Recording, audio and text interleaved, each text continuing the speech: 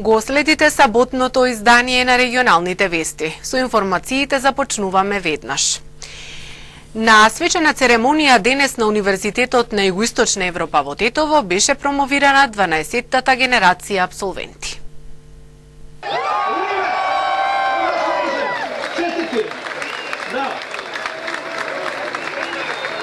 Со традиционалното и спектакуларно фрлање на капите денес на Универзитетот на Југоисточна Европа во Тетово беше промовирана 12-тата генерација на апсолвенти. На свечената церемонија на која присуствуваа родителите и роднините на апсолвентите, професорите и други гости, председателот на одборот професор доктор Денис Фарингтон, министерот за образование и наука Пиштер Литфиу и британскиот амбасадор Чарлс Гарет на студентите им го честитаа завршувањето на универзитетското образование. Ректорот на универзитетот професор доктор Замир Дика во своето обраќање кон апсолвентите рече дека е горд што за краток период универзитетот остава траги во високото образование во Западен Балкан и пошироко. You are the 12th generation of graduates, while this year the university celebrates its 15th anniversary.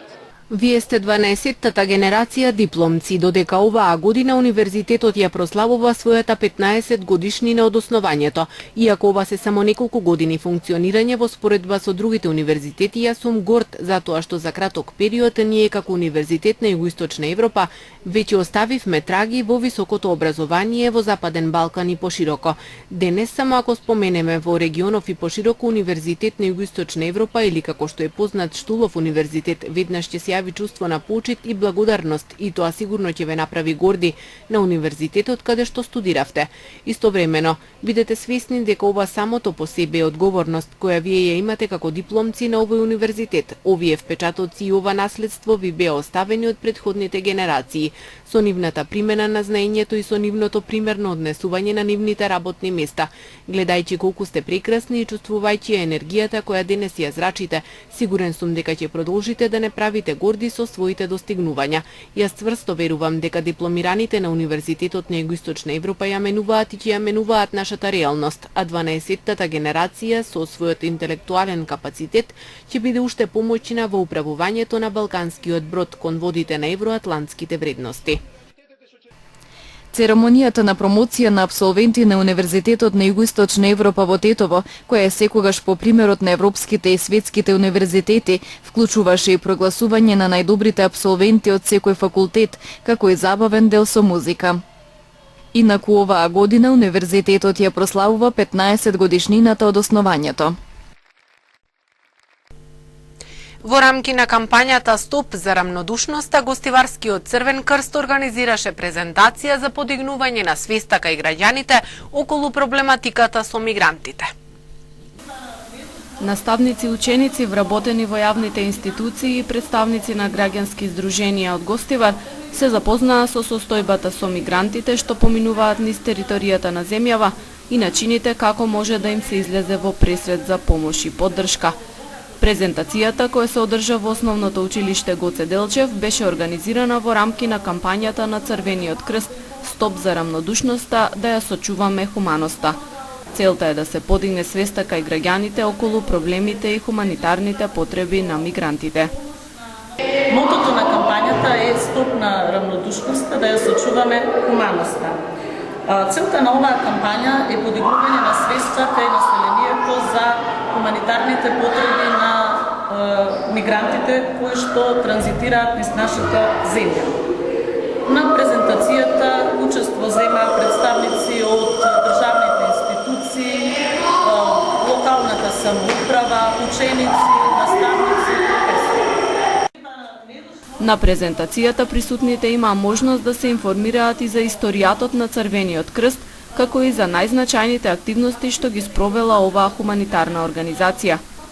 Во рамки на кампањата Стоп за рамнодушноста, во наредниот период предвидени се уште неколку вакви презентации со цел да се опфатат што поголем број на граѓани.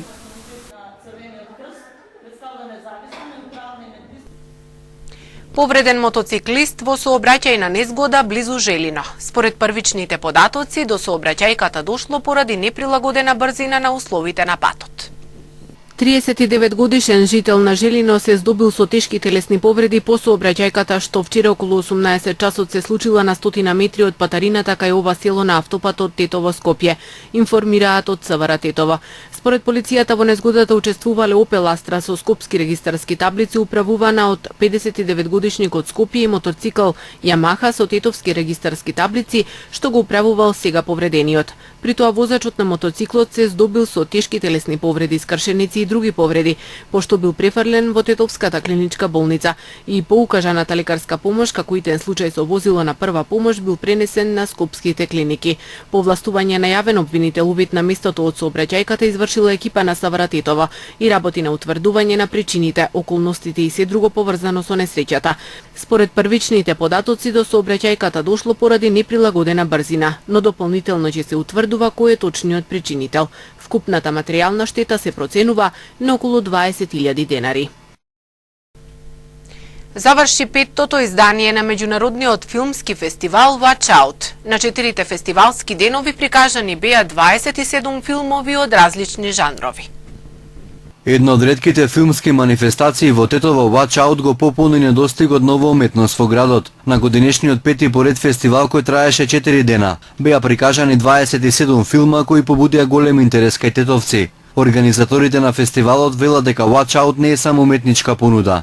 Целта е да се децентрализираат културните активности, кои претежно се случуваат во Скопје. Главна причина за ваквата состојба е немањето на услови во Тетово за реализација на настани од областта на културата. Со овој фестивал се трудиме некако да го пополниме тој вакуум простор, затоа што во Тетово нема кино, нема многу можности за љубителите на филм да гледаат филмови. Интересот кај тетовчани е голем, постојано се зголемува.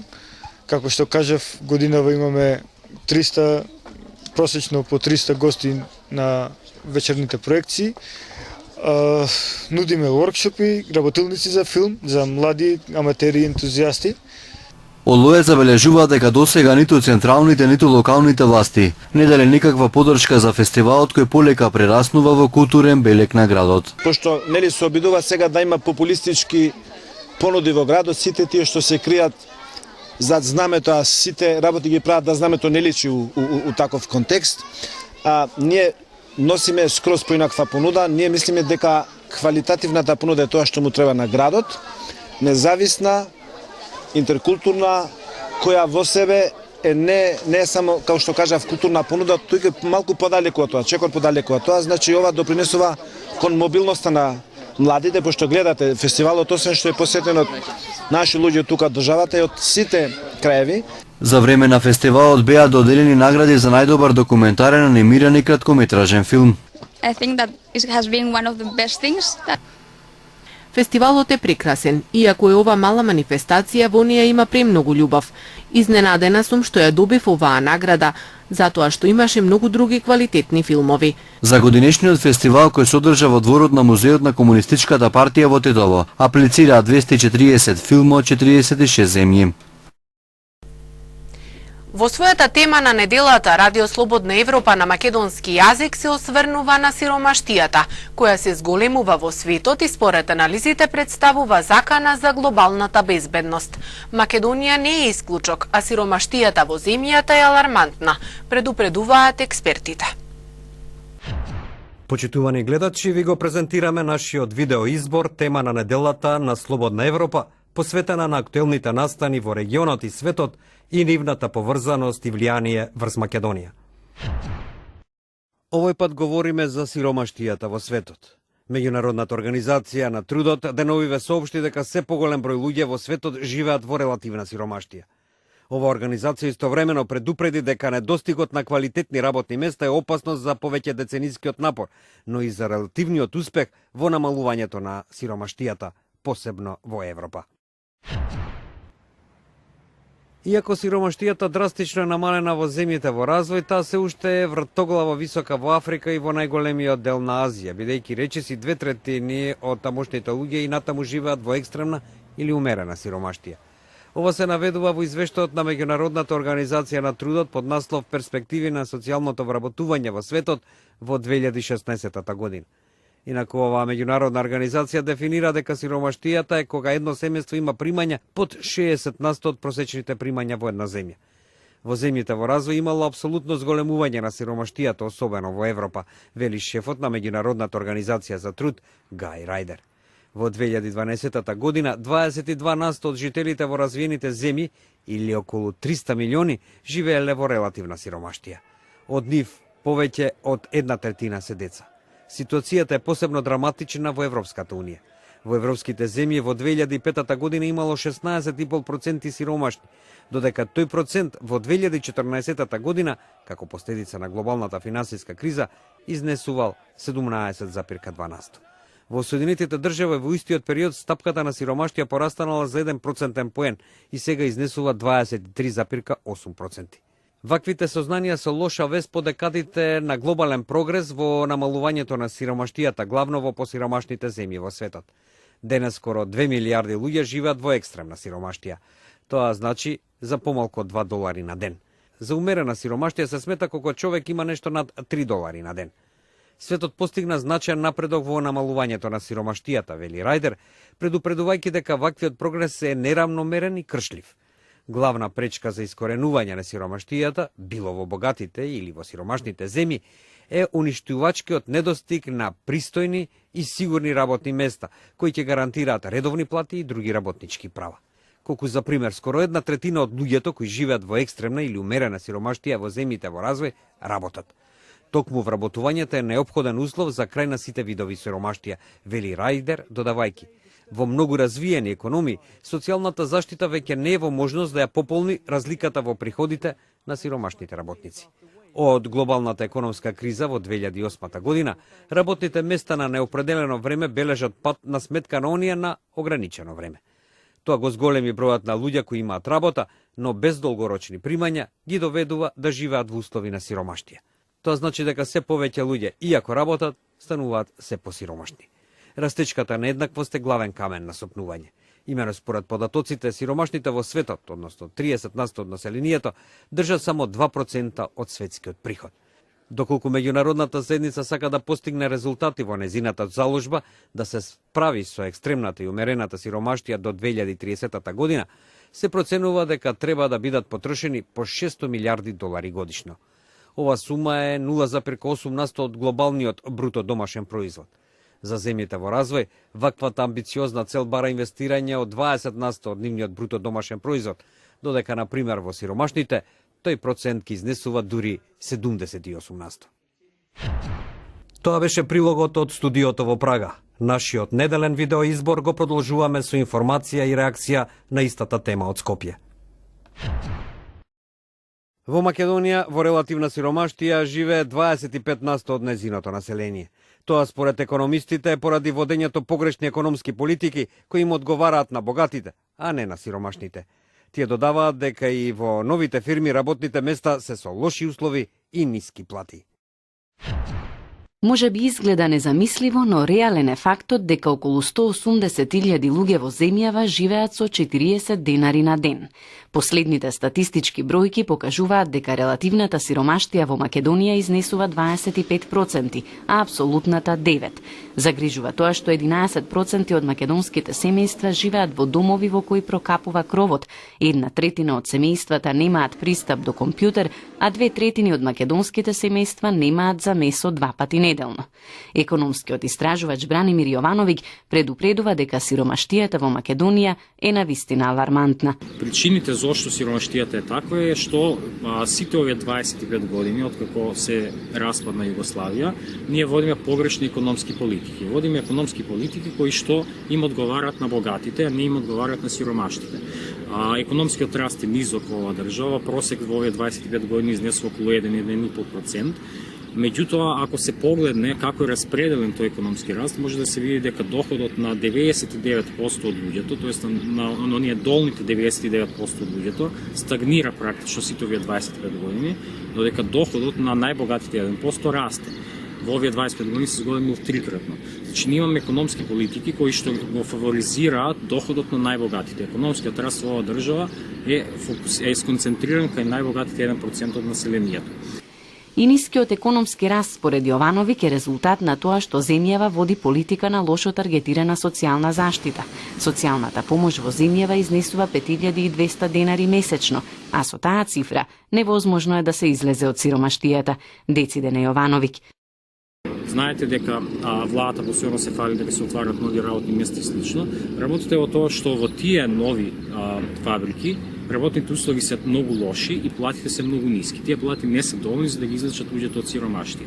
И затоа економскиот раст завршува во раците на најбогатите 1%, тоест кај собствениците на капиталот, а не завршува кај работниците.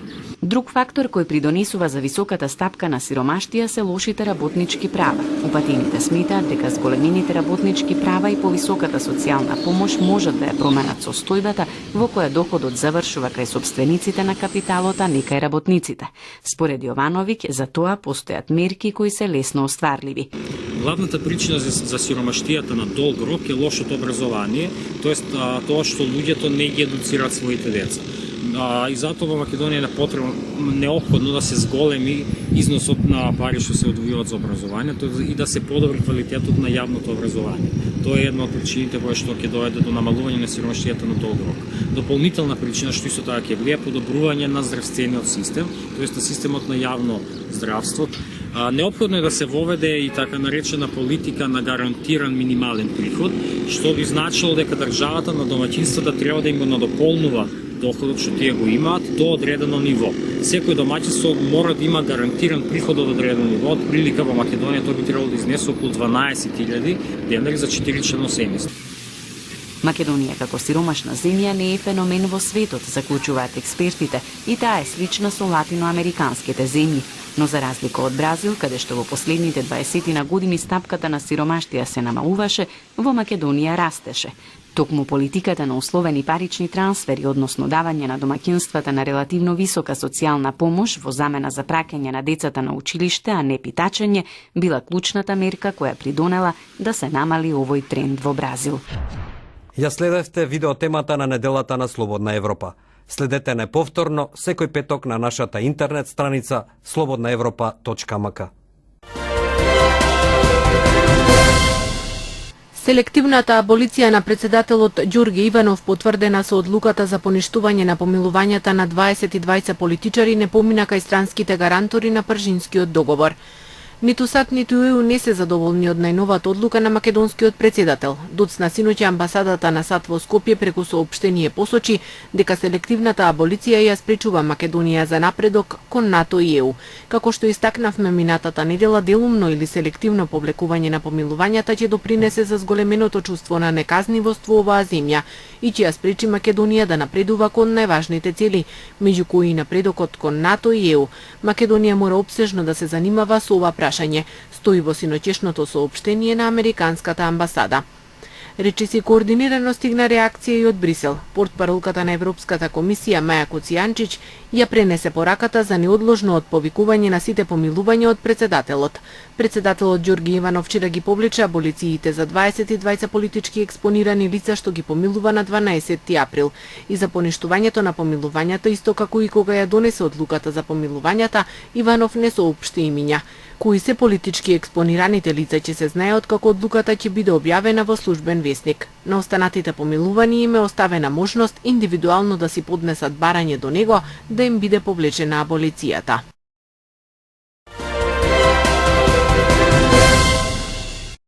Рускиот председател Владимир Путин се сретна со грчките лидери во Атина на својата прва посета во земја членка на Европската унија годинава. Оваа посета доаѓа кратко време пред унијата да ги предложи санкциите против Москва заради Украина. Тој се сретна со грчкиот председател Прокопис Павлополос и со премиерот Алексис Ципрас кратко време по пристигнувањето во Атина вчера, со што ја започна дводневната посета.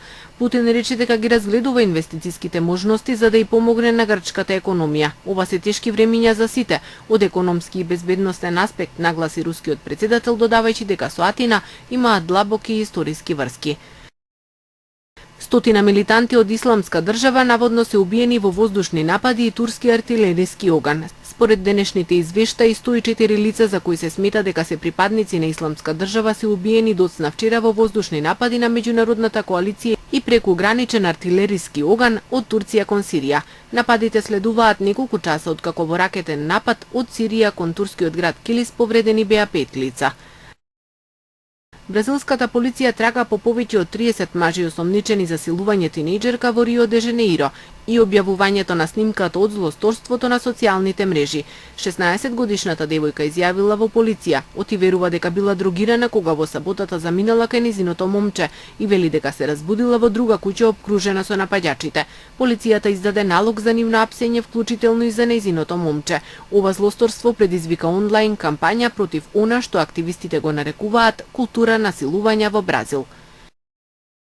Светската здравствена асоциација го утврли повикот да ги поништи или да ги одложи Олимписките игри во Бразил поради вирусот Зика. Според СЗО, укинувањето на настанот нема да го промени значително ширењето на вирусот. Во отвореното писмо до Светската организација, над 100 водечки специјалисти предупредија дека со оглед на новите откритија за болеста, одржувањето на Олимпијадата би било неетички. Меѓународниот олимписки комитет сепак смета дека не гледа причина за откажување на спортскиот настан, ниту за негово одложување.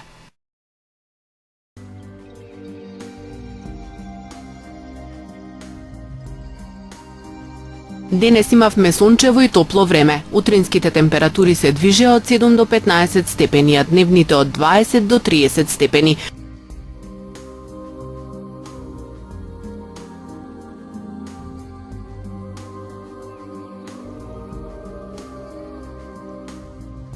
Утре не очекува претежно сончево време со локална облачност.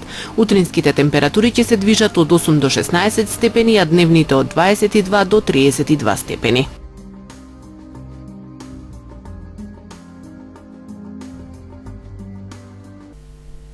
И тоа беше се што ви подготви информативната редакција на Радио и Телевизија КИС. Останете и понатаму со нашите програмски содржини. Пријатно!